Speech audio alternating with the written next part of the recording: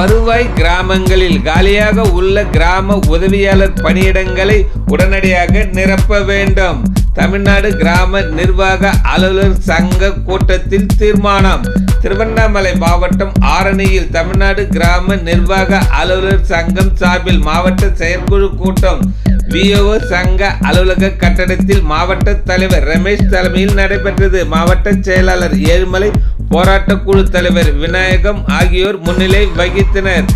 ஆரணி வட்டக்கலை தலைவர் கோபால் அனைவரையும் வரவேற்றார். சிறப்பு அழைப்பாளராக கலந்து கொண்ட மாநில பொதுச் செயலாளர் சுரேஷ் கூட்டத்தை தொடங்கி வைத்து சிறப்புரையாற்றினார். இந்த கூட்டத்தில் வருவாய் கிராமங்களில் காலியாக உள்ள கிராம உதவியாளர் பணியிடங்களை விரைவில் நிரப்ப வேண்டும் என்றும் மக்களவை தேர்தலில் 2024 பணியின் போது விஓக்களுக்கு வாக்குச்சாவடி செலவின தொகையினை 2ஆம் பகுதி ரூபாய் 650 உடனடியாக வழங்கவும், அரசு ஊழியர்கள் மருத்துவ காப்பீடு திட்டம் மூலம் வழங்கப்படும் அடையாள அட்டை பெரும்பாலான கிராம நிர்வாக அலுவலர்களுக்கு வழங்கப்படவில்லை. இதனை உடனடியாக மாவட்ட நிர்வாகம் பெற்று தர வேண்டும் என்றும், புதிதாக பணியில் சேர்ந்துள்ள விஓக்களுக்கு அடிப்படை மற்றும் நில அளவை பயிற்சியை உடனடியாக நடத்த வேண்டும் என்றும், மாதந்தோறும் கிராம நிர்வாக அலுவலர்கள் சங்கத்துடன் நடத்த வேண்டிய குறைதீர்வு கூட்டத்தினை வருவாய் கோட்ட அளவிலும் காலாண்டிற்கு